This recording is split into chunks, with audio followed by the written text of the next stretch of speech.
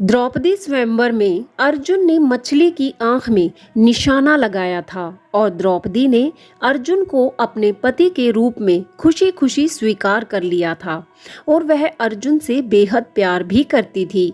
लेकिन विवाह के बाद कुंती के कहने के बाद द्रौपदी को अर्जुन के अलावा बाकी 4 पांडवों से भी शादी करनी पड़ी थी।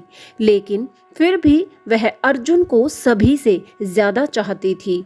लेकिन क्या आप जानते हैं कि अपने अगले जन्म में वह अर्जुन को नहीं बल्कि किसी और को अपने पति के रूप में चाहती थी। ऐसा चाहने के पीछे कई कारण हैं। आइए आपको बताते हैं कि इतना चाहते हुए भी वह अर्जुन के अलावा किसे अपना पति बनाना चाहती थी अगले जन्म में। जैसे जैसे समय बीता तो द्रौपदी ने पाया कि अर्जुन जहाँ भी जाते हैं एक पत्नी उस नगर में छोड़कर आते हैं और यहाँ तक कि 5 भाइयों में से अर्जुन ही एकमात्र ऐसे हैं जिन्होंने सुभद्रा से विवाह करके द्रौपदी को उसे अपनाने और अपने साथ रखने पर विवश कर दिया था। जबकि अन्य पांडु पुत्रों ने विवाह तो किए लेकिन द्रौपदी को सबसे उच्च स्थान ही दिया था।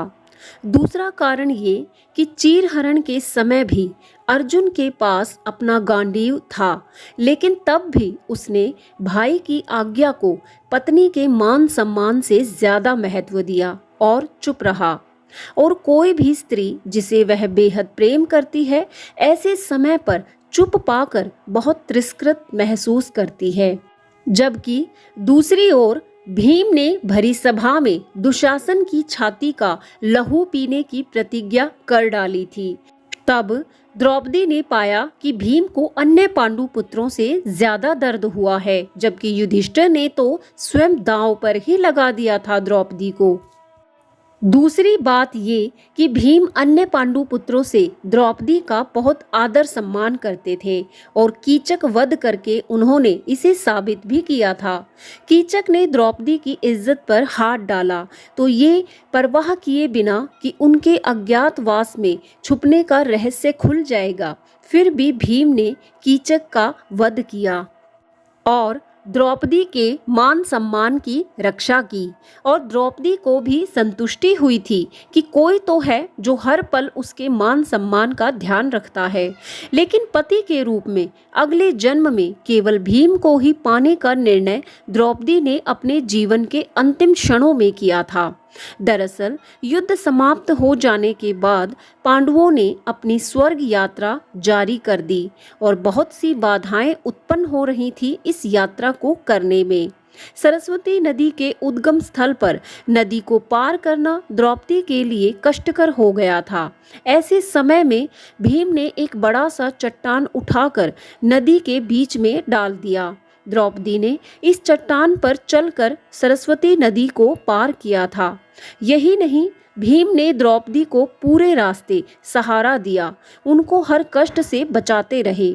और यही सब देखने के बाद द्रौपदी ने अन्य पांडु पुत्रों से कहा कि एकमात्र भीम ही है जिनके कारण उसकी यह यात्रा संभव हो पाई है और इसलिए वह केवल भीम को ही अपने पति के रूप में अगले जन्म में पाना चाहेगी। इस तरह द्रौपदी भीम को अपने पति के रूप में पाने का निर्णय करती है।